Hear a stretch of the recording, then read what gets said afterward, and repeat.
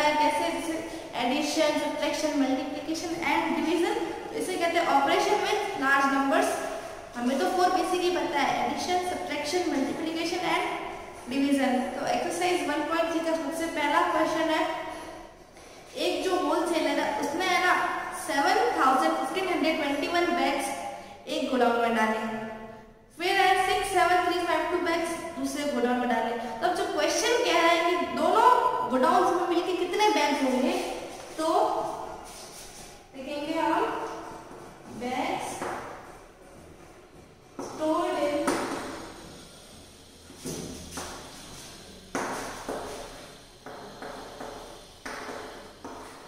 stored in godown first,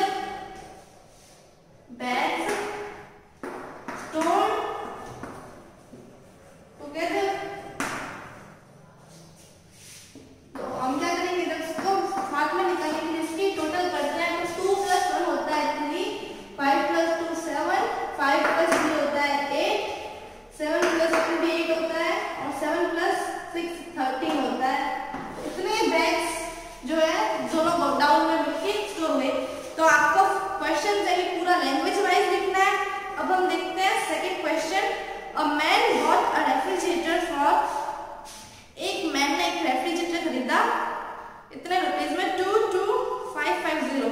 फिर उसने एक टीवी खरीदा, उसके पैसे थे 16355। फिर उसने एक स्टील की अलमीरा खरीदी, उसके रुपीज है 8521। फिर उसने एक एसी खरीदा, उसके पैसे हैं 16735। तो आपको पता लगाना है कि उसने टोटल कितनी मनी स्पेंड की।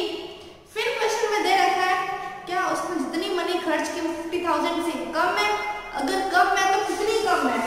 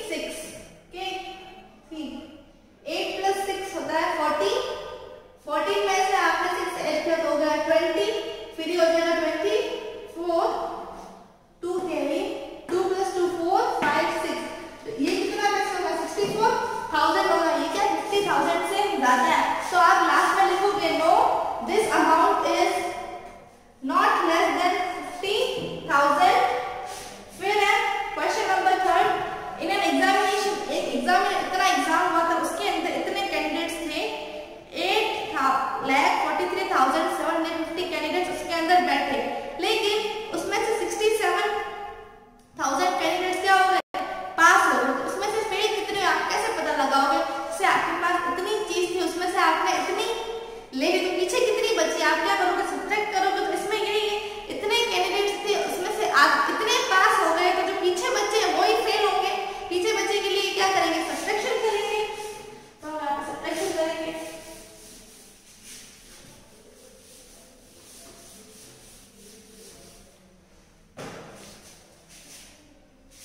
तो कैंडिडेट अपीयर, मैं आपको फिर से कह रही हूँ, मैं सिर्फ इतना ही लिखूंगी, आपको पूरी लैंग्वेज लिखनी। Candidates appear in an examination, कितने हैं, 8, 4, 3, 7, 5, 0। फिर कैंडिडेट्स पास,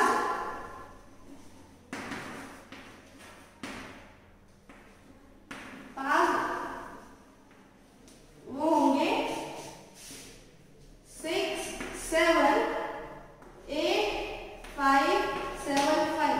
फिर आपको क्या लिखना है, कैंडिडेट्स फेल कितने हुए, कैंडिडेट्स फेल,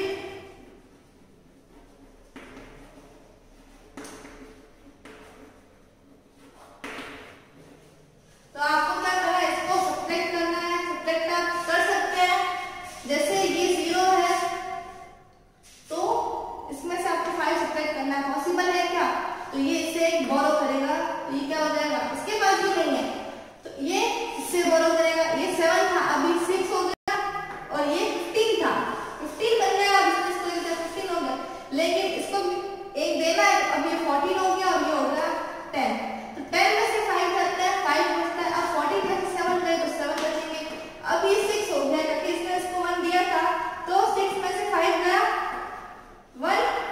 फिर है, अब ये 3 में से 8 सब्ट्रैक्ट हो नहीं सकता, इसने इससे बोरो किया, इसके पास भी नहीं है, इसने इससे बोरो किया। अब ये हो गया 7, ये हो गया 14, लेकिन इसको इसे एक देना भी है, तो ये हो जाएगा 13, और ये भी हो जाएगा 13। तो 13 में से 8 गए, बचते हैं 5। फिर है 13 में से 7 गए 6, और ये 7 था,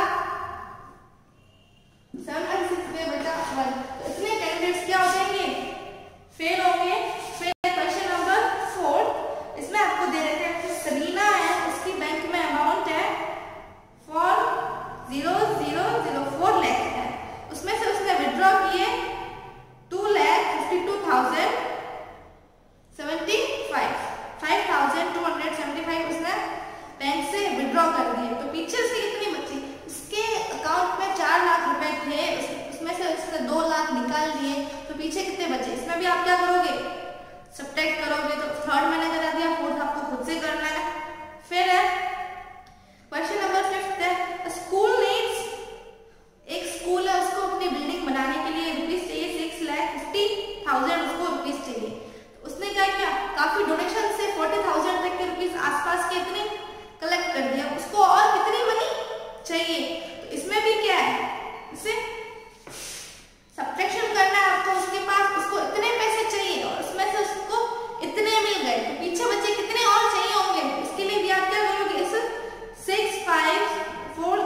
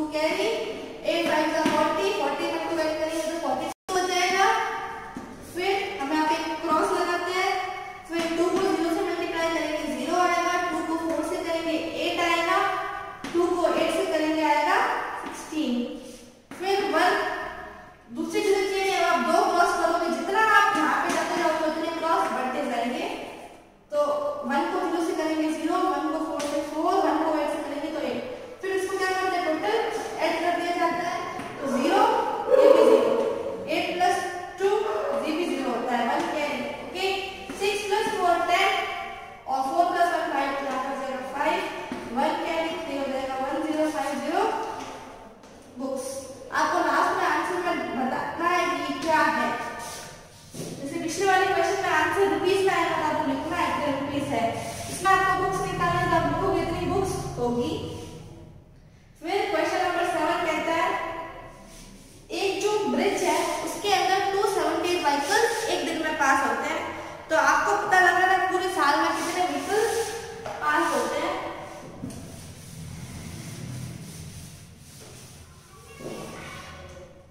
तो देखिए 278 व्हीकल्स